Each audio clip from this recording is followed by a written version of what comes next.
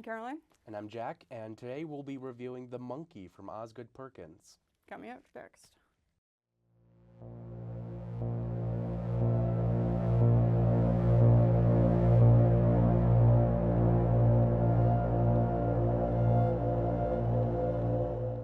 The Monkey came out earlier this year. It was directed by Osgood Perkins, and it follows, it's the story of a Stephen King story. So it follows just like this mysterious monkey who, wherever it goes, basically just triggers death. And it, for whatever reason, is haunting this one very specific family.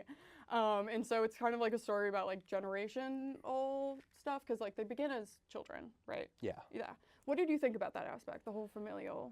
I mean, angle? I think movies, or horror movies specifically, with generational trauma, it's not something necessarily new that we've seen. I feel like it's a wave that we're still kind of riding on. Like, I feel like that started way back with like films like Hereditary. Yeah, I was gonna say But that. obviously you can put like new creative spins on it, and The Monkey does try and do something new with it, but I don't think it necessarily works or thrives in that aspect. Yeah, I would agree. I definitely think that one of the weaker parts were like the character work, like because the kills were epic. I feel like Oh, as yeah. you can agree. Yeah, Like, definitely. I also would like the audience to know that I watched this movie in theaters, and the row in front of me had two children, and one of them was like wet child coughing the whole time. And I was God. just thinking about the fact that a child was witnessing these kills, and I said, hopefully, so the parents heard me on the way out.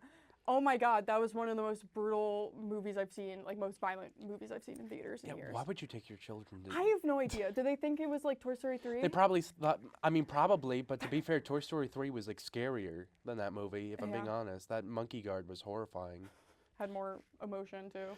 Yeah, but I feel like for the basis of The Monkey, it is a dark comedy. It's Very. Osgood Perkins kind of going from thriller horror, which he did with Long Legs, to dark comedy. And I feel like some of the humor, it kind of works, but most of it does feel very corny. And I kind of feel like, unfortunately, it makes a little bit sense considering it is an adaptation from a short story by Stephen King, who, as much as I love King for his horror stories, I feel like in terms of humor, it can be definitely hit or miss, and Yeah. The Monkey definitely misses more than it hits. Yeah. I would say, just in terms of recommendation, if you love films like Final Destination, which are centered around kills and like creative kills, you will probably like The Monkey. Yeah.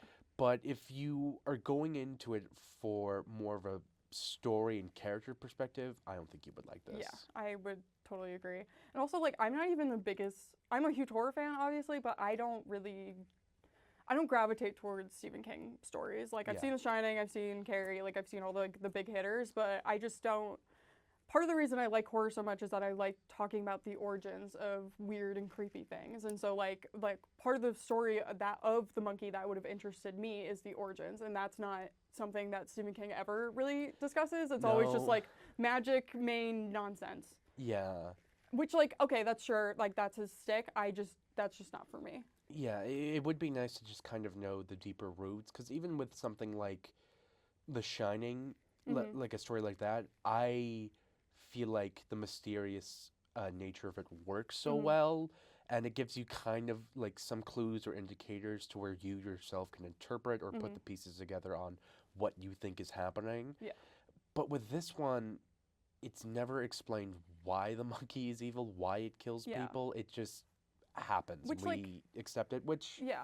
I don't know if I need that in a story, but, like, again, personally, like, that would have interested me. And it would have helped, like, just the story in general. Yeah, just, like, give me, like, I don't need a good answer. No, exactly. Just, like, I don't know, it came from a demonic house, an evil spirit was trapped in it, like Yeah, Chucky, I don't know, or something. like something. Maybe it could have been like it was the spirit of like an ancestor or relative from the family, because maybe that could add more into like generational trauma Yeah. and just the hardships of family, but it just didn't really go anywhere with that. Although what is interesting is that Elijah Wood shows up in this movie Yeah. for like 3 minutes. Yeah, one scene, but it's longer than the one scene that Adam Scott was in at the beginning of the Yes, film. I didn't expect to see Adam Scott, and in that, I thought it was a sailor outfit at first, but Yeah, it was like same. a pilot outfit. He was a pilot. He just I was so walks excited for in. him to be a sailor. That would be really fun. Just an Adam Scott That would have made the sailor harpoon movie. kill way better too. Someone should like make the movie Moby Dick, but every character's Adam Scott. Yeah, and one of them's a Muppet too. Okay. It's just all Muppets except Mhm. Adam Scott. I feel like the monkey would have just been a better. The thing is that I've seen Osgood Perkins, I've seen Longlegs, and I've seen the Blackcoat's Daughter. And he's also made I'm the pretty thing that lives in the house, and then Gretel and Hansel. Which, from my understanding, other than Gretel and Hansel obviously being based on like the folklore, all of his films are been original up until this point. And I just feel like his original work is just so much better than his adapted work. Because I do think he was a good choice to adapt this movie, and I do really like the directing choices he made. I Yeah. just don't really love what he did writing wise. No, I don't love it either because I get where he's coming from as like if you read into his personal life, he has lost both parents in very tragic and sudden ways. One of them was Anthony Perkins, like very famous actor. Norman Bates in Psycho. Norman Bates in Psycho, like just suddenly died of AIDS, and then his mom died in 9/11 attacks. So I get where he's coming from in the sense of he's trying to put a comedic spin on just how absurd death is.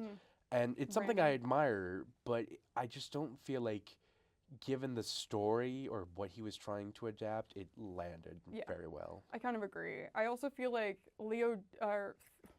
Theo James, Yes. I don't know if he was miscast, but like I honestly thought for like 20 minutes it was like James Franco. Like I was like, it would what? have been worse if it was James No, Franco, it I would have can been assure worse, you. but like they looked so similar, and I was like, is he back now? Yeah, they kept like literally they cut to like him as an adult, and he's like wearing like he's a Like glasses and like wearing like a. he's an employee at a grocery store, and he's like they're trying to make it seem like he's a loser and really lame, but I'm like, he's one of the most gorgeous men literally ever. Like look at his Exactly. face. Like, are you kidding me?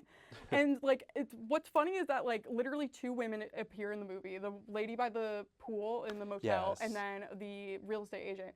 And both of them express interest in him. Like the lady just kind of like looks and like waves a little bit, and then the other one just says like, she literally says like, "You're really pretty, by the way," which that was really funny.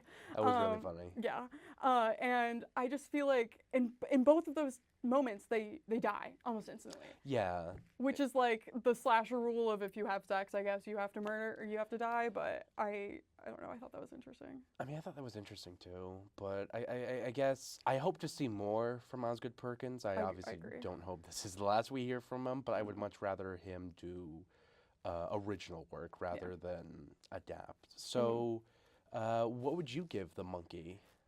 I think The Monkey is like a pretty good like beginner horror film. Obviously, like younger kids can't watch it because it's rated R, but unless you're the kids in the audience, I would say like baby's first horror movie, maybe like early on in their career.